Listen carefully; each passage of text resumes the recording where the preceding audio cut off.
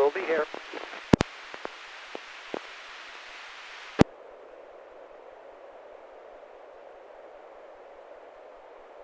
Okay, yeah, this is Kilo Papa 4 Mike Delta.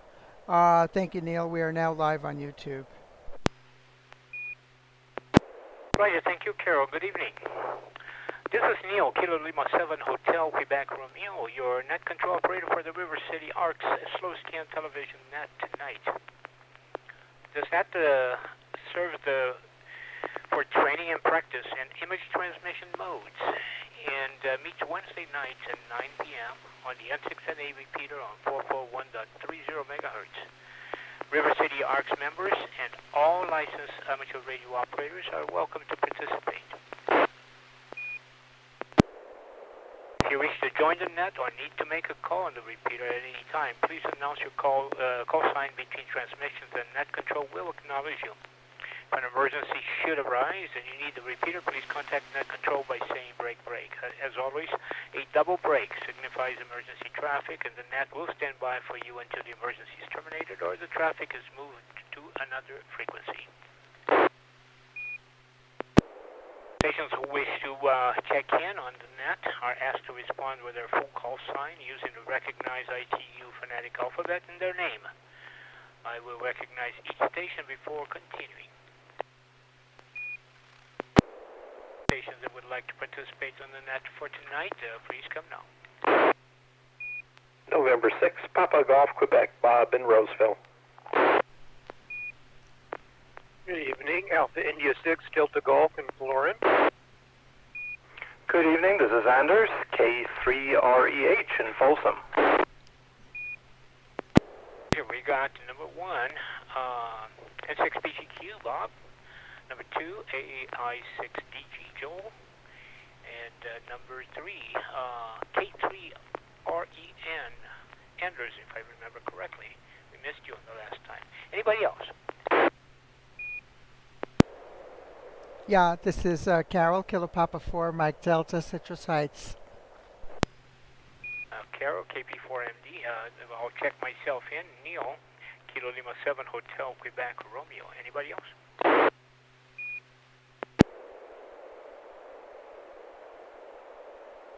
Very well. We have 5 participants tonight. That's not bad at all. I appreciate you guys showing up. So let's see. N6BGQ, you're number 1. So if you have a picture, please let us know what mode, and please start transmission. Okay, well, I just turned the sucker on, haven't tried anything, so we'll give it a shot. This is going to be PD120. Go ahead and try your tone first.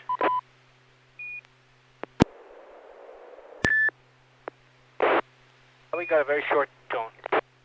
Okay, good. Well, we'll try it again. PD120.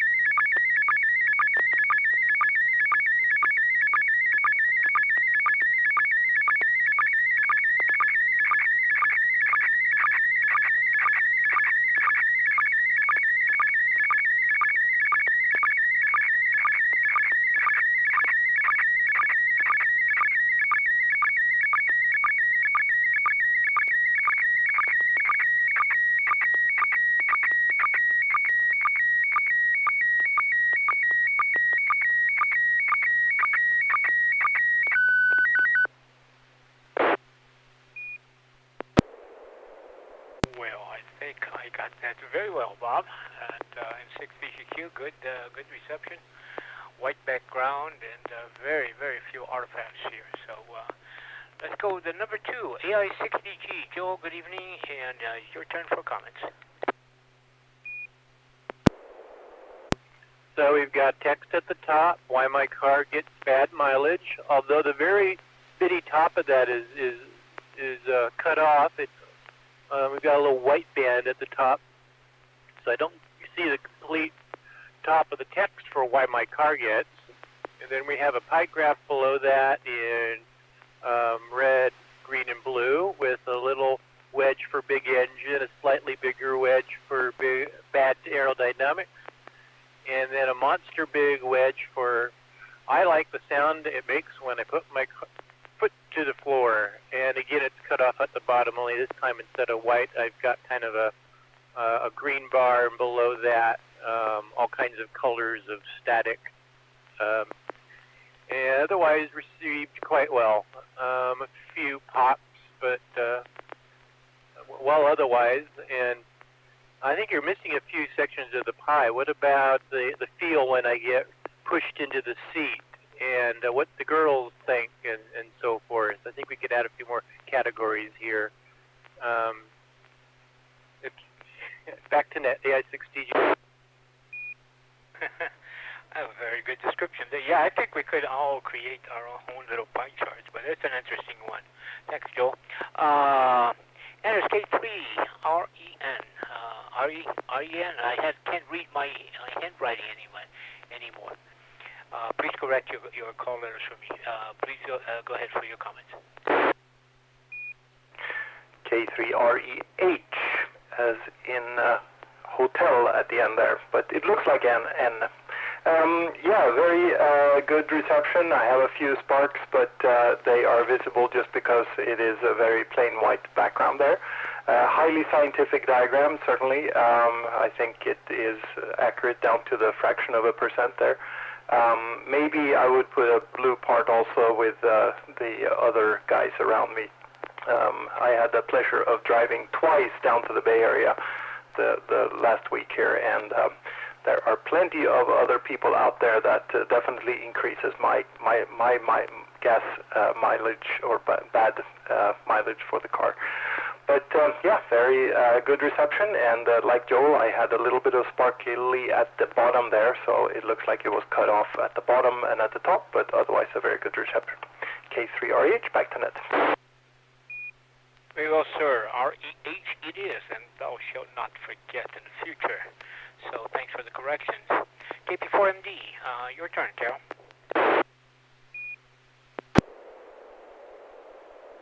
Okay, yeah, this is KP4MD. You can see what I copied on the YouTube.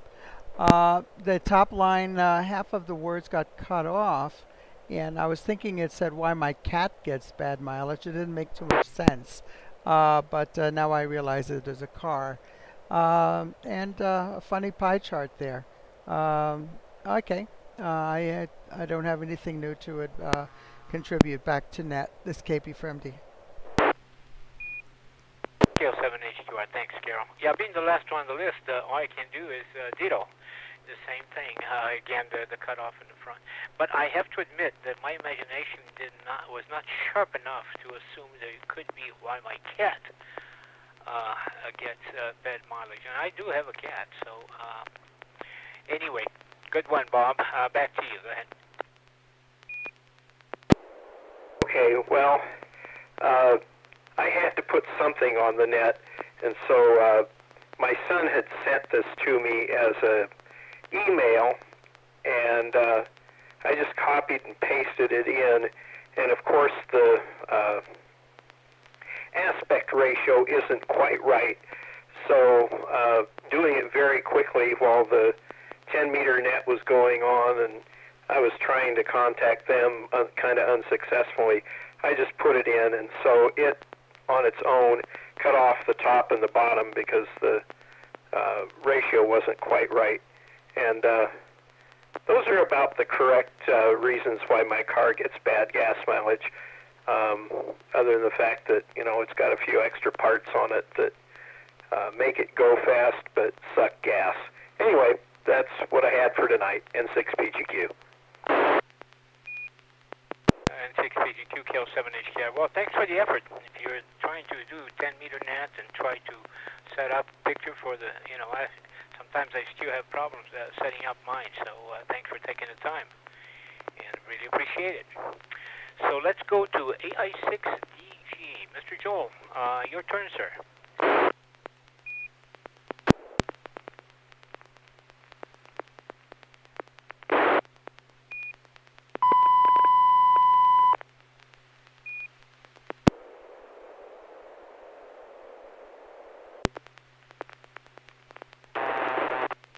That there was a tone. Affirm, you got a tone.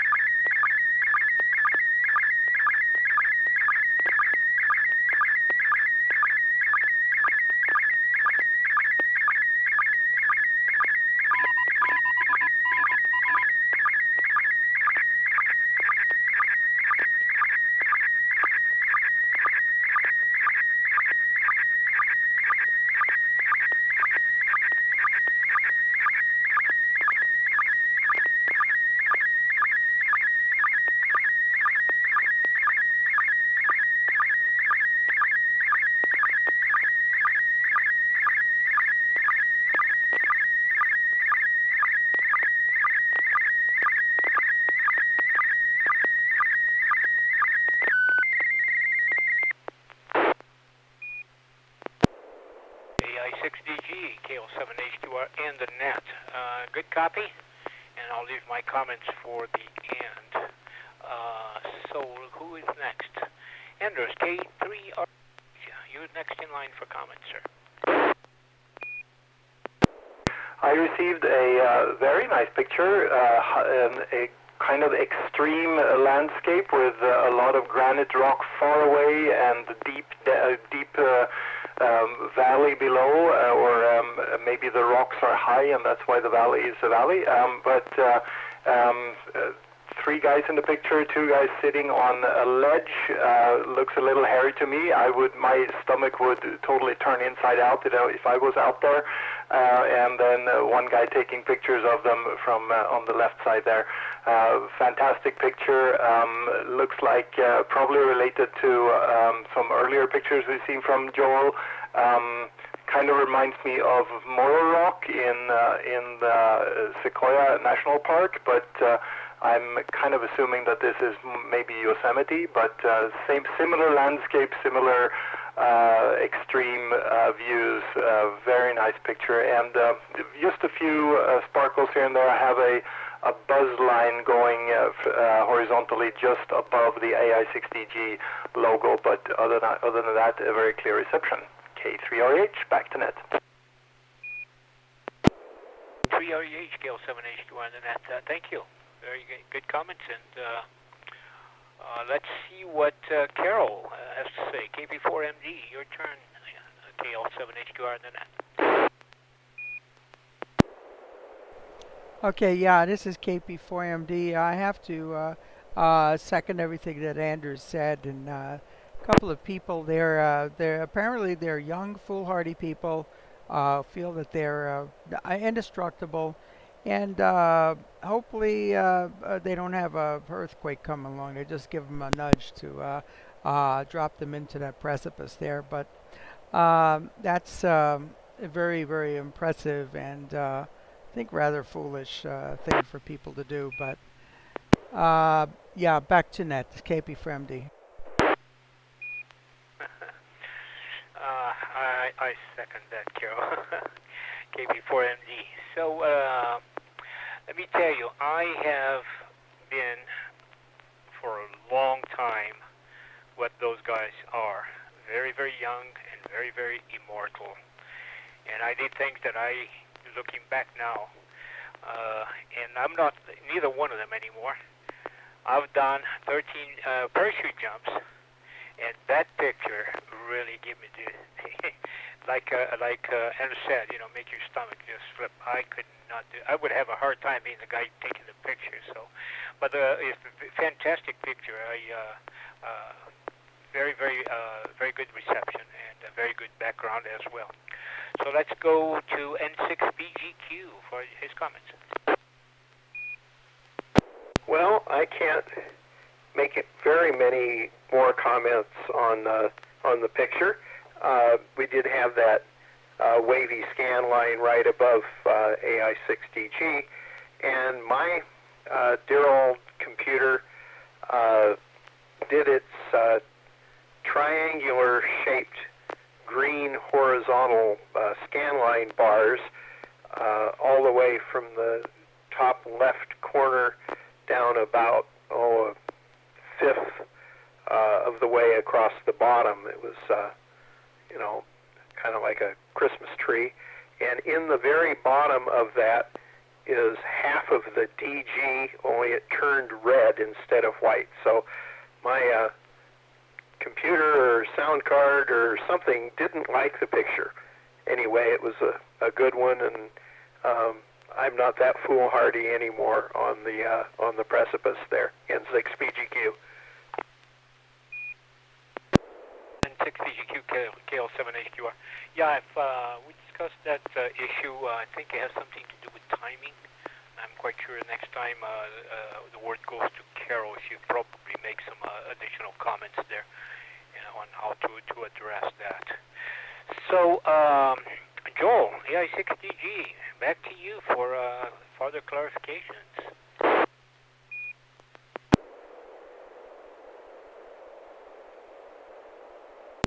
So this is, Yosemite. This is the top of Half Dome.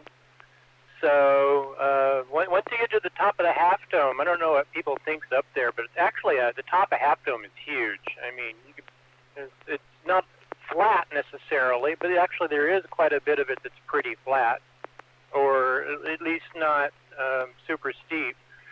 So most people stay right near the one turret spot, they called the nose, which if you actually dig around and start exploring the area, you realize that the whole nose is a crack system. So Carol's comment about an earthquake someday is kind of on point, because someday there's going to be a very large rock slide off the front of Half Dome, and suddenly this whole nose is going to fall off.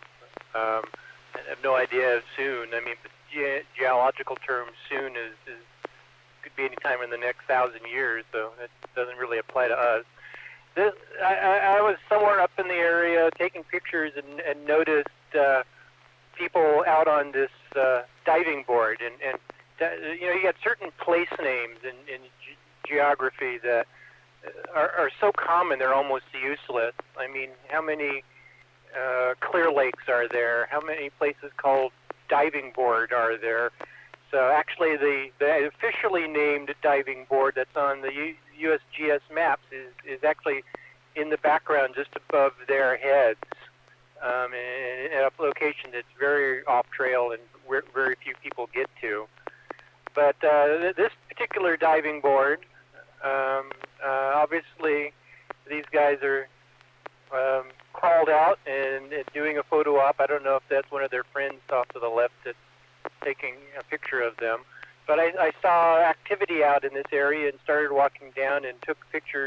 walked closer, and this is the closest one I got. And they're out there looking around and having pictures taken of them, and they've got more guts than I do. I mean, I actually did crawl out to the end of that rock and took some pictures looking straight down, but I barely remember it because I was not quite in a normal frame of mind.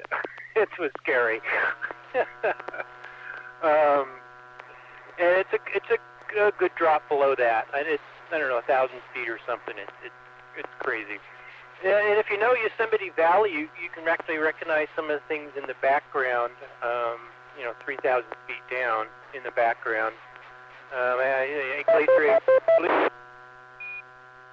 Glacier Point's apron, the rock slopes behind Curry Village, the meadow by Curry Village. I don't know, I just have to take a close look at full scale to see if I recognize anything more, but great trip. These guys are having great fun. It's not as dangerous as it looks, as long as you don't lose your balance and are careful and move carefully. I'm sure some people actually stand out there. No thanks. Back to net, AI6DG. I'll see you about 10:30, 11 your time Friday. Looks like we have some other signal coming in, but thanks, Joe. I don't understand what you just said. You went to the edge and took a picture straight down. Have you thought about a selfie stick that you can, a little bit longer, that you can point your camera down without getting close to the edge? So I even that would scare me. My serious question is this legal? Are they breaking any California rules by doing that over there?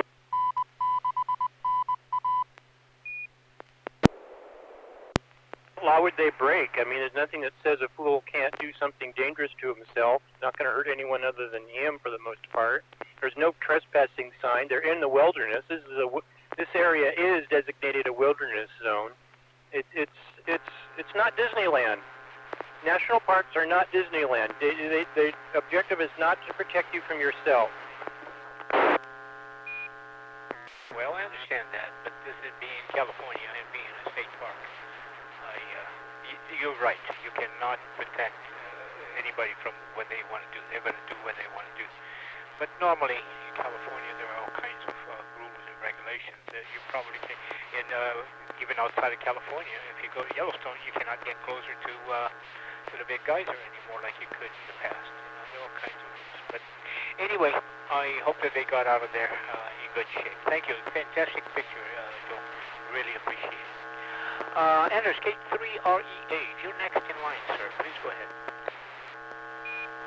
I have K3REH here. Yeah, just a quick comment about that ledge there. I recently visited Grand Canyon, and I was surprised about how little protection there really is from people walking very close to the edges, and there are little trails going right there.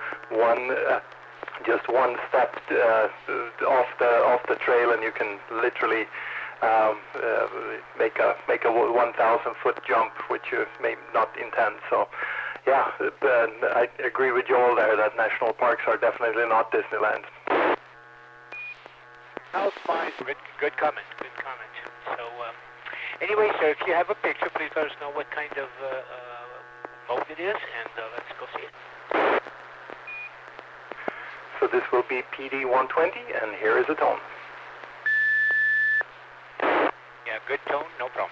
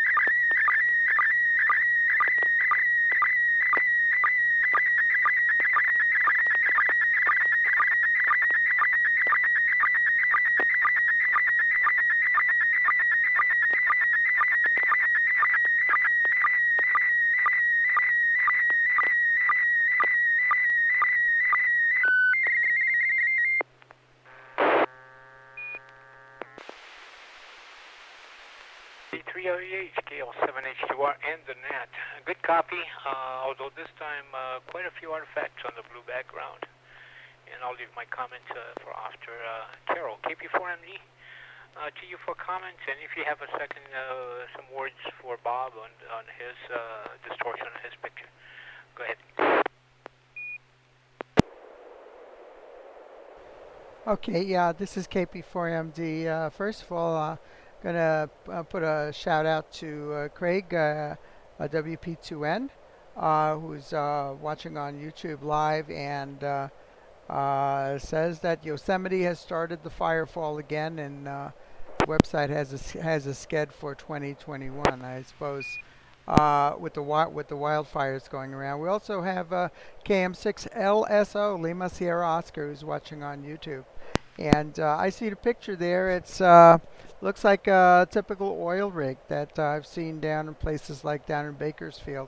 I don't know if there's anything peculiar about this particular one, but nice picture and hardly any pixelation. Those little pixel pops on there. We do have some propagation tonight, though. We are getting another repeater at long distance, breaking the squelch, but not causing any QRM here. So back to net. And there was a question about Bob. I'm sorry, I missed that. Over. Roger, Carol, and hi to the gang watching on YouTube. It's nice to have visitors. No, Bob indicated that he had that triangular distortion. I think it's a question of timing that interrupted one of his pictures.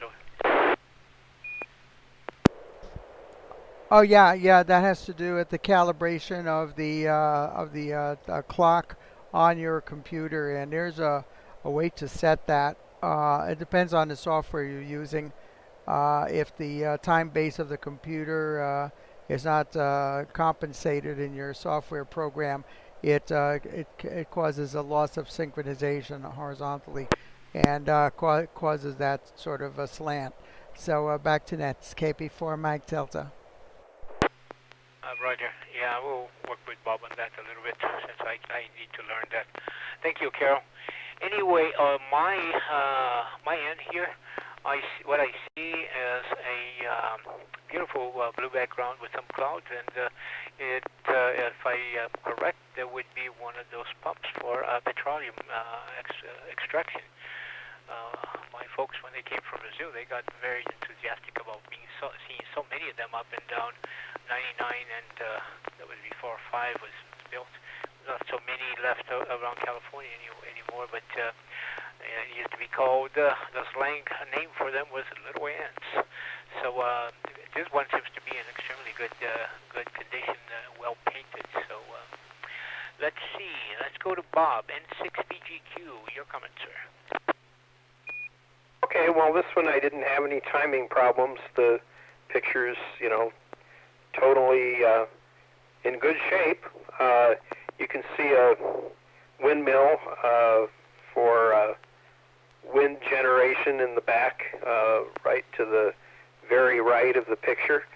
And I don't know if it's my computer or my eyes or something, but it looks like the derrick is not connected to the wellhead. I don't know whether this is just now being installed or being disassembled. I was going to make some kind of a funny crack about this is one of those ducks that you get that drinks water out of your glass, except it's missing its feathers. But I guess we'll skip that for tonight. N6PGQ. I think we better skip that, but it's pretty good imagination. Now that you mention it, it sure looks like it. Joe, AI60G, your call, sir. Yeah, I think the number of pops is the same as has been happening all night. There's a lot more noticeable on the blue background, the blue sky. And I'm not sure what you mean by it not being hooked up. It looks to me like the rod's going off the end of the boom and down into the wellhead. Although I think I see like a rope coming off of it, about halfway up and going off towards the ladder. So, but it looks like farmland in the background, and maybe some plastic container in the background with holding chemicals or water or something. So I don't know where this could be, but there's lots of places it could be. And earlier comment about Yosemite, it's a national park. It's not a state park. And I think the differentiator is that the area is wilderness, and you do see warning signs and no trespassing, or types of signs in some parts of the front country. The front country being down by the roads. For instance, up at Yosemite Point, there's some warning danger signs about going out to the diving board that's out there. And I don't know if there's any legal standing behind the signs, because I was actually there one time, and it was a ranger, and it sounded like the ranger said, "Go ahead and go." I think it's more a liability thing. I mean, there's lots of things that they have to do just for the appearance of it or for the legal liability aspects, not necessarily because it's the right thing to do or what they think is the right thing to do. And there are no shortage of deaths in, especially Yosemite. I'm assuming all of the parks, from people doing things. They're just not used to what's safe and what's not safe. They come from the city and do things that they just don't realize are as dangerous as they are, and sometimes they pay for it. There's a couple of really good books. I think one's called Off the Cliff and one's Off the something else. But it basically is a list and details the incidents that have happened. One of the books is about what's happened in Yosemite, and the other one's about what's happened in, I think, Grand Canyon. And it's really fascinating looking at the things and the most common things. Basically, summary: stay away from the water. Water is related to a lot of incidents. Swimming in pools and wading in the river right directly above a waterfall. AI-60G, back to now. Roger. Thank you, Joe. Yeah, I'm going to go take a look at that. And obviously, I spoke miserably when I said state park. Obviously, it's definitely a national park. So anyway, thanks for the clarifications. And so, with bated breath, we go to K3REH. Tell us, where is this ferocious beast installed? So this is a couple of years old, pre-COVID, a trip for basically a educational trip for me to go to one of these things and figure out how they work and what's going on. Part of what I do is to build monitoring systems, and my monitoring systems are on many of these devices. So this is an artificial lift. This particular type is not called a rocking horse or anything like that. It's called a reciprocating plunger pump. And basically it's a whole line of plunger pumps going down that well hole there, very deep down into the ground. Enormous pressures, talking about thousands of bars, or up to a couple of thousand bars in pressure to get the oil up to the surface. And Joel pointed out one interesting part was that line that looks like it's hanging from the middle of that bar there, going up to the ladder. There are actually two lines. One is literally a rope, and the other one is a wire. And the thing is that there's a pressure sensor, a pressure gauge right there that's monitoring the pressure, and the rope is giving it a little yank every cycle to time the release of that pressure for the pressure gauge. So it's a very simple mechanism. When it pushes down and the rope gets too short, it yanks in that little pressure gauge to release a little bit of pressure to keep measuring it.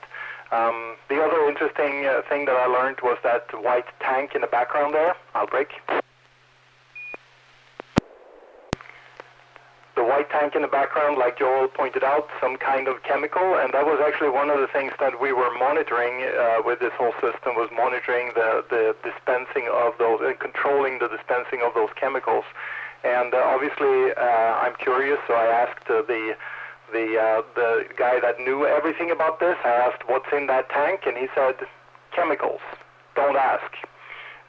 So that's something that I stayed away from. Probably nothing you really want to know what's in that tank. So, this is in Oklahoma a couple of years ago, like I said, and kind of the opposite picture to what Joel shared. This place was extremely flat. K3REH, back to net. 7HQR. Well, thanks for the clarification. That's and I think if there was a jumping board in Oklahoma, I may climb on that one. If I remember correctly, there was one of these devices, I don't know if operational or not, but in front of the Capitol, Oklahoma, the Capitol building there in Oklahoma. At least many, many years ago, there was one. Thank you for the clarification. Anybody has any questions for Anders on this?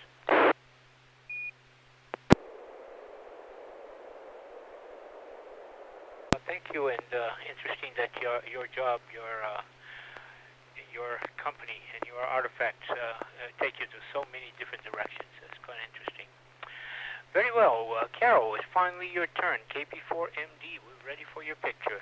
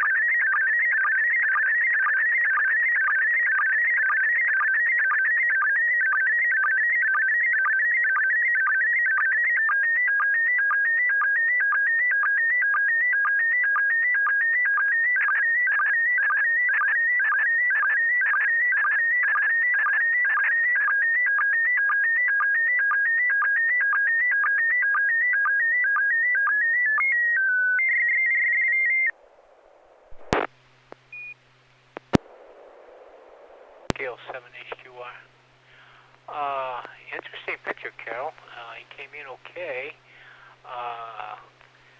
Artifacts do not interfere with it. Black background, KB4MD 91.3 and then 2.3. There is a globe picture with some color coding apparently on the right-hand side. On the left-hand side, looks like it was taken at 21:10:27 on tonight. And seems to be some kind of acknowledgement of communication. I don't know if this is something that came on slow scan television for you. In the bottom it says DX News CT9W, hard to read that, 220PX Madeira Island.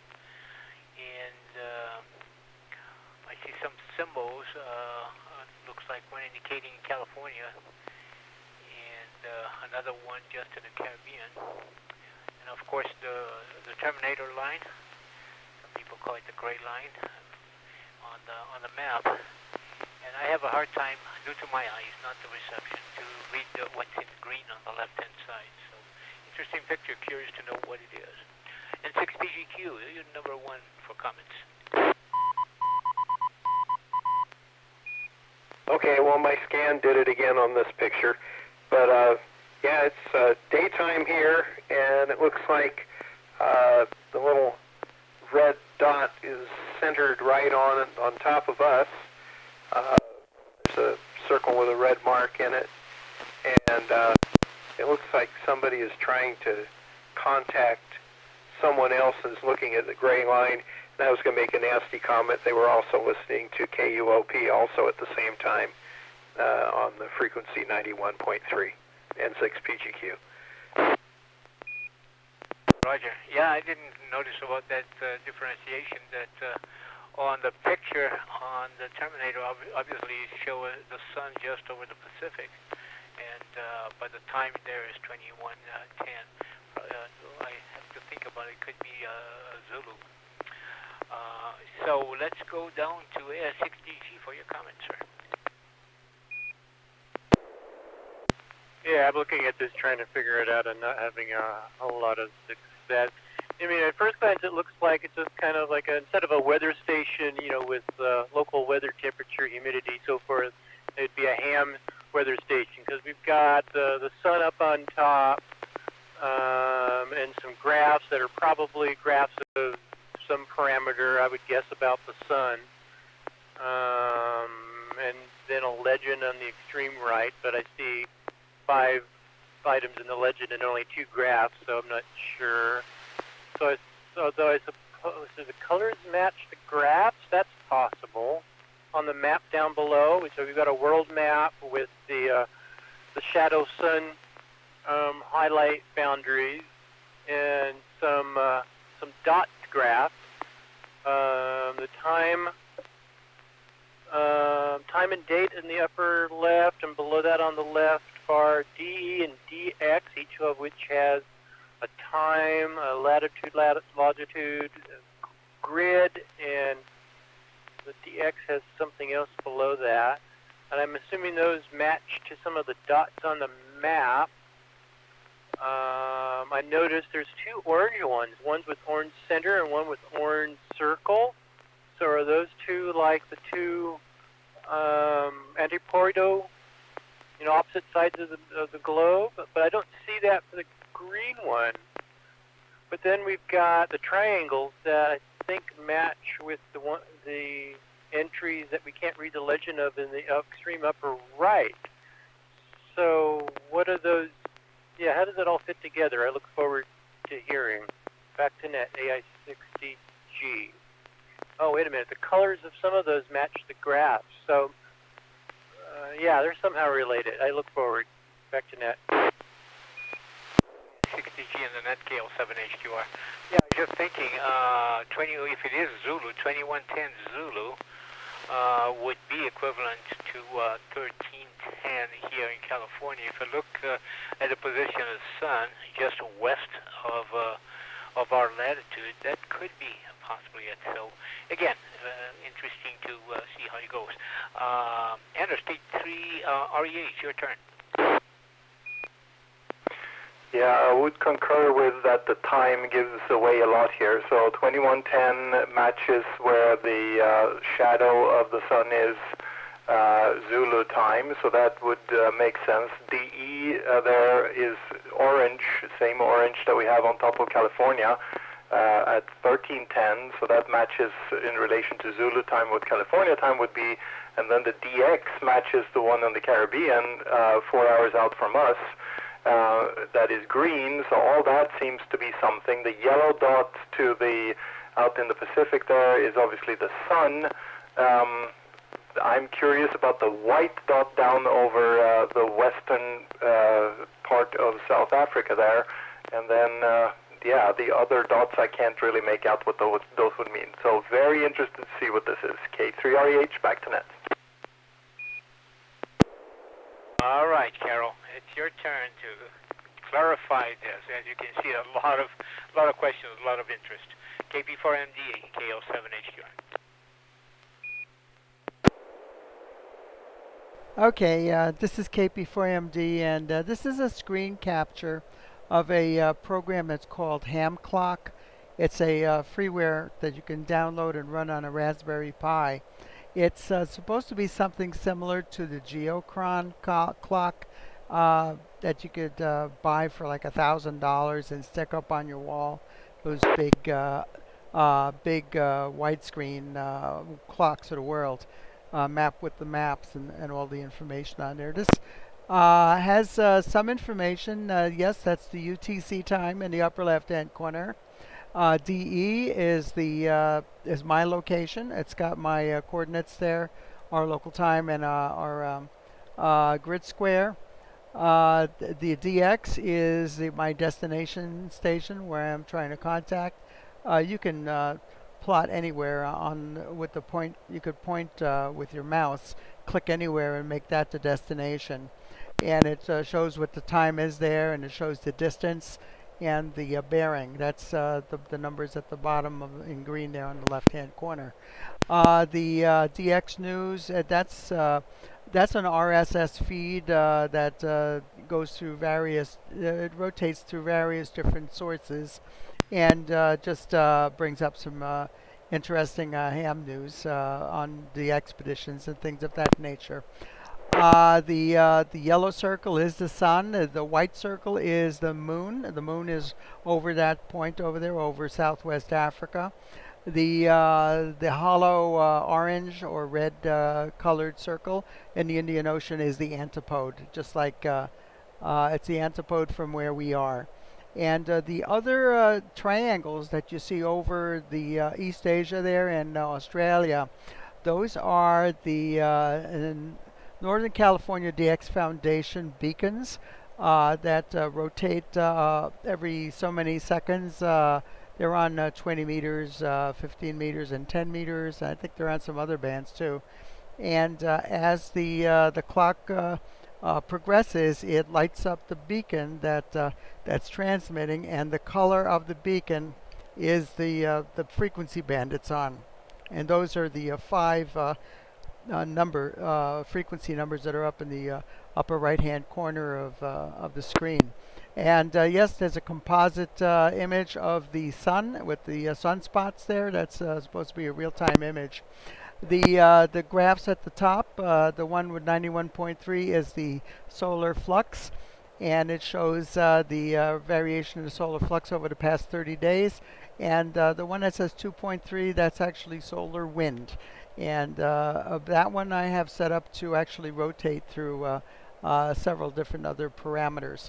So it's an interesting thing. I'm running it off of Raspberry Pi 3, which is a standalone, and I'm VNCing into it, so I can bring up the screen on any tablet or any computer that's on my LAN. So I could even hook it up to my widescreen TV and have a big 49-inch version of this if I wanted to do that. But it's a pretty neat little app, and it, like I said, it runs on a Raspberry Pi.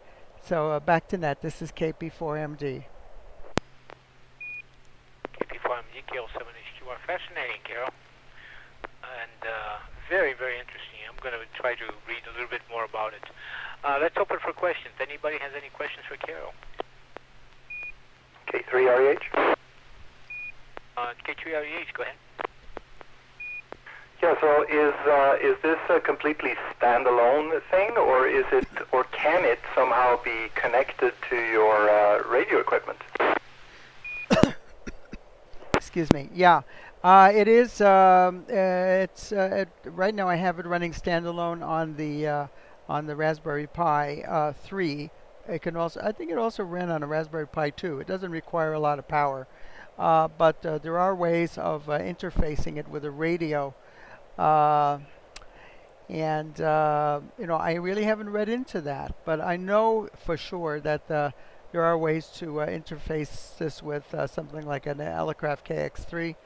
or some other radios. And I'll go ahead and I'll email the link to the website for this particular software if anybody's interested in looking into it further. Over. Anything else, Anders? No, very cool. Thank you. I will certainly take a look also. Thanks. So scale 7H square. Any other question for Carol?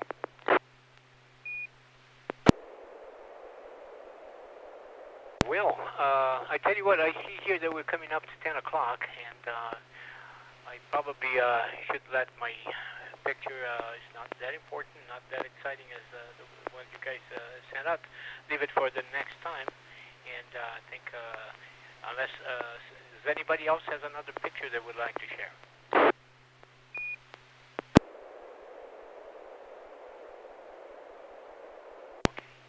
So we will propose that we close the net for tonight, and I'll save my picture for the next time. If anybody has any final questions or comments before we close the night. Well, apparently not. So Carol, I would, if you can, after we terminate the YouTube, if you can remain the repeater for a second, I would like to chat with you about something different. That being the case, I would like to say thank you to everybody. So many interesting pictures tonight. Bob and Joel and Anders, Carol. Definitely enjoyed it. And also the gentleman, Whiskey Puppet 2 November, Craig, and LSO on YouTube. We had a nice audience tonight. With that saying, that being the case, we shall close the net, and we'll be here again next Wednesday at 9 p.m. Pacific time. This is Neil, Kilo Lima 7 Hotel, Quebec, Romeo, and I'll saying good night, 73, and see you next Wednesday.